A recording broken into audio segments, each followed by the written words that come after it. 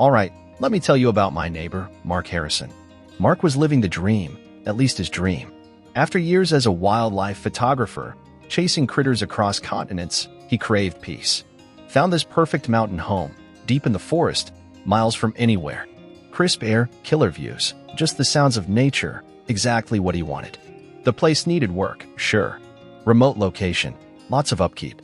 But for Mark, that was part of the appeal. Tending the land, chopping firewood, waking up to misty valleys, paradise. His own slice of it, completely independent. Or so he thought. Second day he's there, knock at the door. Middle-aged woman, clipboard, sharp eyes, tight blonde bun, sweater practically screaming suburban authority. Hello, she says, briskly. You must be the new owner. I'm Karen. Live down the road. Vague gesture into the trees. Hi, Mark replies, polite smile. Mark Harrison. Nice to meet you. Karen ignores the pleasantries, shoves the clipboard at him. Thought I'd welcome you. Give you these. Mark glances down. Rules. Pages of them. Community guidelines. Community guidelines? He asks, raising an eyebrow. Yes, Karen nods emphatically. Close-knit group here. Important everyone follows the rules. Maintain the character of the area. Mark schemes the first page. Weirdly specific rules. Non-neutral patio furniture banned. Trees trimmed to exact height. One wreath allowed for holiday decorations? Seems pretty strict, he says carefully, handing it back. Karen purses her lips. We take pride. Makes this area special. Trust you'll uphold standards. Mark hesitated. He specifically bought this place because it wasn't in an HOA. Valued his independence. Appreciate you stopping by, he said, choosing words carefully. But I'm not part of any HOA. This property isn't subject to these guidelines. Her expression hardened. Technically, no, she admitted, tone dripping disapproval. But we all consider ourselves stewards. Best interest to cooperate. He sensed the threat but didn't bite. Thanks for letting me know. I'll keep that in mind. Stepped back inside. She lingered, eyes scanning his porch like she was taking notes, then finally left. Over the next few weeks, Mark settled in. Hiking, photographing wildlife, fixing up the place. But Karen? She was always there. Installing solar panels? Suddenly she's walking her dog by, commenting how they don't fit the aesthetic. Chopping wood? She materializes, reminding him about noise disturbing the peaceful atmosphere. At first, he was polite, brushed it off. But it got intrusive. Handwritten notes started appearing on his door. Critiques of everything. Firewood pile is an eyesore. Relocate. Porch light too bright. Disturbs natural ambience. Infuriating.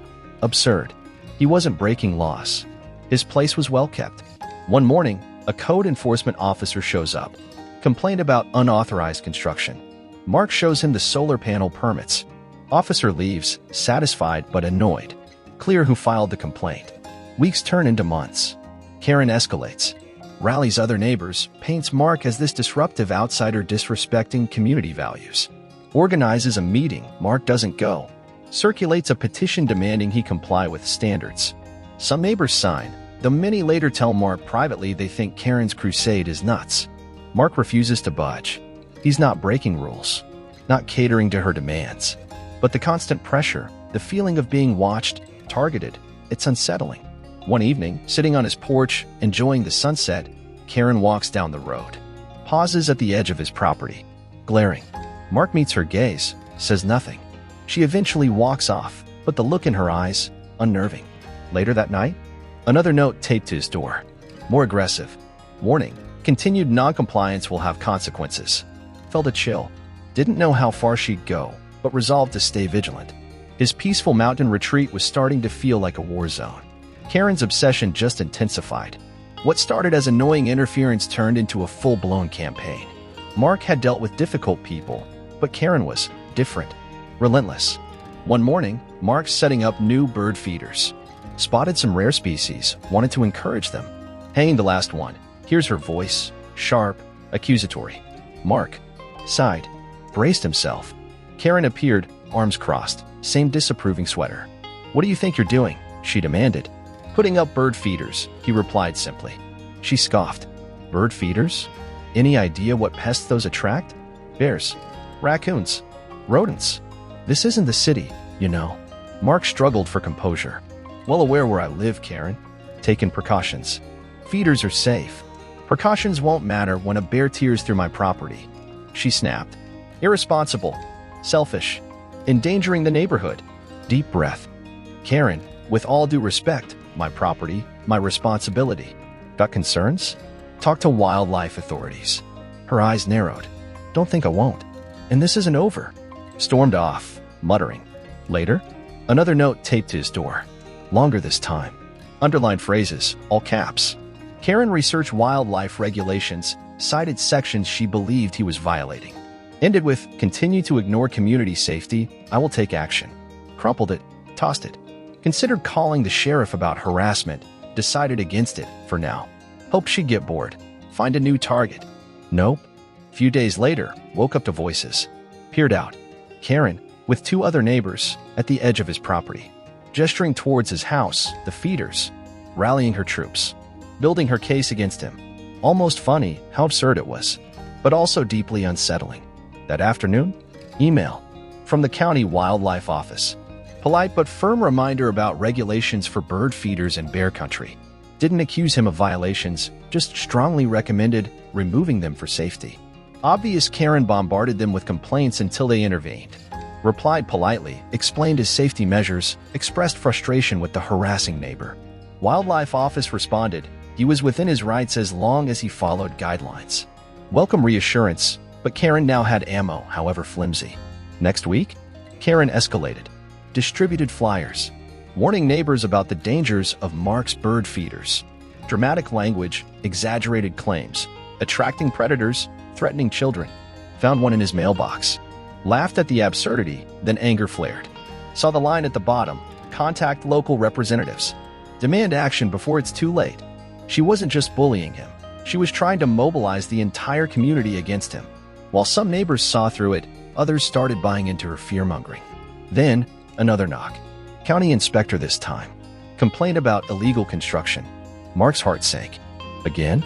Showed the inspector around. Solar panels, permitted. Bird feeders, legal. Small shed, repaired. No permit needed. Inspector found nothing wrong, left looking annoyed. Clear Karen filed the complaint. She was relentless, weaponizing every possible avenue. Couldn't ignore the growing hostility, the feeling of being constantly watched. Knew he needed to act, but how? That night, reviewing security footage, cameras he'd installed earlier, Mark saw something disturbing. Previous night's footage, Karen, walking along the edge of his yard, flashlight beam sweeping the ground. Not doing anything overtly threatening, but prowling around his property in the dark? Sent a chill down his spine. Saved the footage. Decided right then, time to lawyer up. Called Bill Harrington, recommended for property disputes. Explained everything. Karen's in-game? Unknown. But waiting to find out wasn't an option anymore. His mountain sanctuary felt more like a besieged outpost. Discovering Karen prowling around my property at night was the last straw. This wasn't just annoying anymore. It was creepy, potentially dangerous. Next morning, I gathered everything. The security footage of her trespassing, the notes, the flyers, the county inspector's report clearing me, the wildlife office emails. Called Bill Harrington, the lawyer. Laid it all out. Bill listened patiently. Okay, Mark, he said finally, his voice calm but serious. This has gone way beyond a simple neighbor dispute. Her actions constitute a pattern of harassment, possibly stalking. We need to send her a formal cease and desist letter immediately. Puts her on legal notice. If she ignores it, we escalate. Relief washed over me. Having a legal professional validate my concerns, offer a clear path forward, it felt like I wasn't fighting this alone anymore. Bill drafted the letter that day. Strong, direct, citing specific instances of harassment, trespassing, false reports. Warned her clearly, continue this behavior and legal action will follow, including seeking a restraining order and damages. Delivered it via certified mail. Watched from my window as the courier handed it to Karen. Saw her rip it open, face contorting in anger, then slam her door. For a few days, blissful quiet. No notes, no drive-bys, no lurking figures. Dared to hope maybe, just maybe, the legal threat worked. Then, one evening, returning from a hike, found a police car in my driveway. 2 officers waiting. My stomach plummeted. What now? Evening, sir, one officer said. Here to follow up on a complaint. What kind of complaint? I asked, bracing myself. Your neighbor, the officer gestured vaguely down the road. Reported you've been engaging in activities posing a fire hazard. Mentioned outdoor equipment, improper storage of flammable materials. I closed my eyes, took a deep breath. Karen again. Weaponizing emergency services. Officers, I said, trying to keep my voice steady, you're welcome to inspect everything. I have nothing to hide. This is just the latest in a long string of baseless complaints from that particular neighbor. They did the inspection. Checked my neatly stacked firewood, my propane tank secured, my fire pit cold, covered.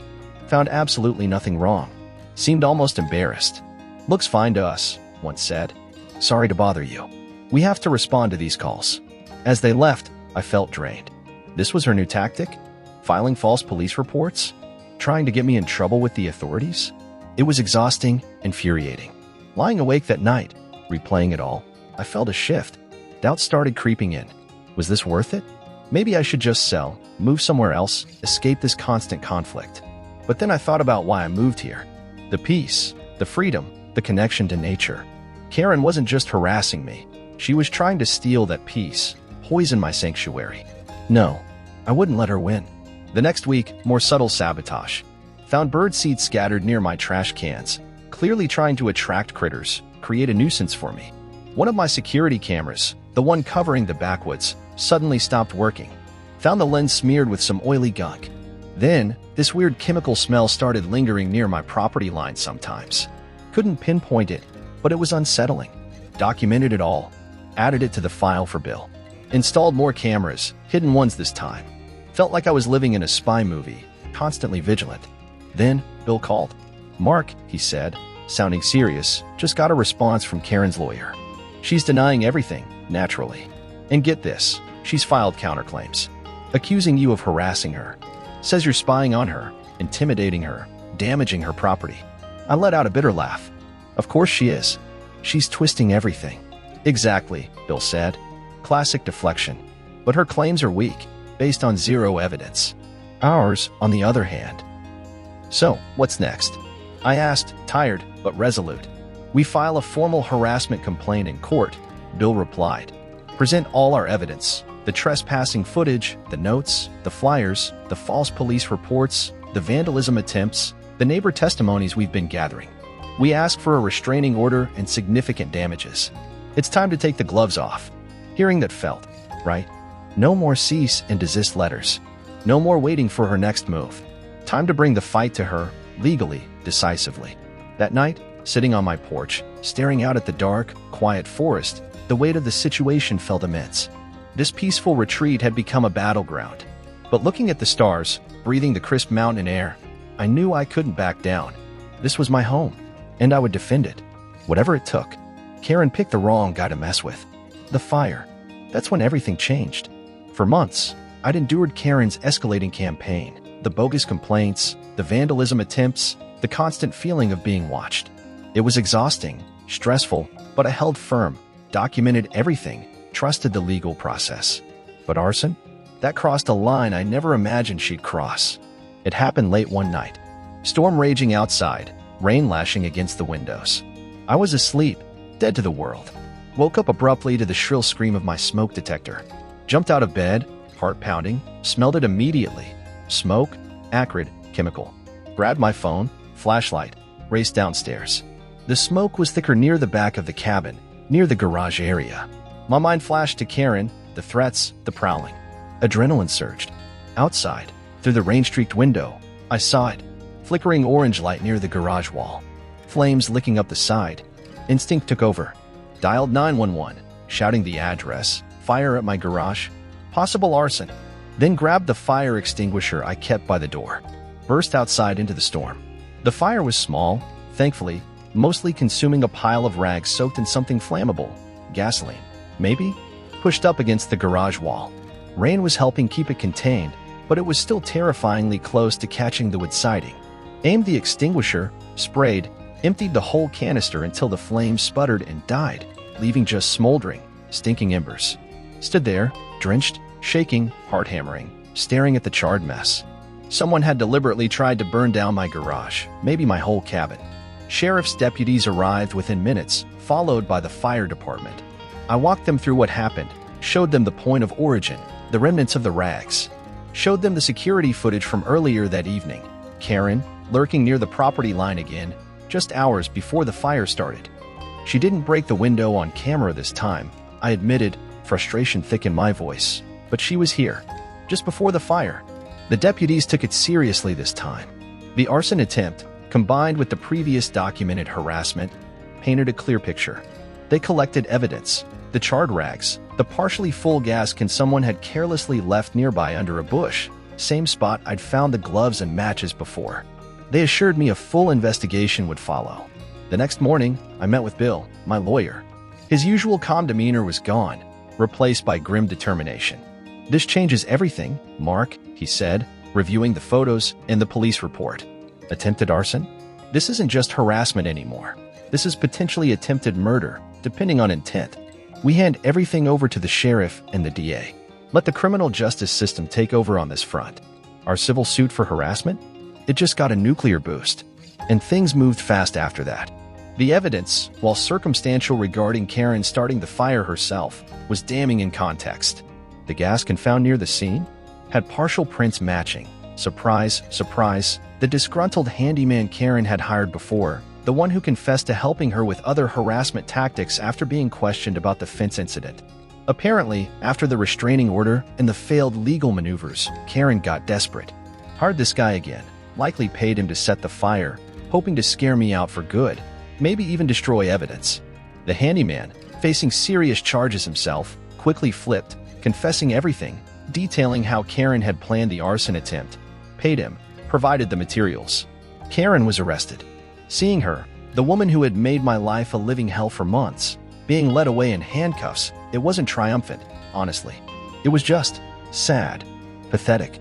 Her obsession, her need for control, had driven her to commit serious crimes. The legal process dragged on, as it does. Criminal trial for Karen and the handyman. Civil lawsuit against the now leaderless and disgraced HOA continued, mostly focused on damages. But the immediate threat was gone. The harassment stopped. The cloud of unease lifted. Slowly, painstakingly, I started rebuilding again. Not just the fire-damaged garage wall, but my sense of peace, my connection to this place. Replaced the security cameras with less intrusive ones. Spent more time hiking, photographing, reconnecting with the nature that drew me here. The neighbors? Mostly supportive now, horrified by how far Karen had gone. Some apologized for not speaking up sooner. The community started healing, trying to move past the toxic chapter Karen had written. Eventually, justice was served. Karen was convicted on multiple charges, including conspiracy to commit arson. Sentenced to prison time. The handyman got a lesser sentence for cooperating. The HOA settled my civil suit, paying significant damages that covered repairs, legal fees, and then some. Sitting on my porch one evening, months later, watching the sunset paint the mountains gold, I finally felt it. Real peace. The quiet wasn't tense anymore. It was serene. The wilderness felt like a sanctuary again, not a battleground. The fight was brutal. It tested me in ways I never expected. But looking back, I learned something important. Standing up for yourself, for what's right, even when you're scared, even when the odds seem impossible, it matters. Karen tried to take my home, my peace, my freedom. She failed. The mountains, the trees, the quiet, they were still mine. And that victory, that reclaiming of my sanctuary, that was worth everything.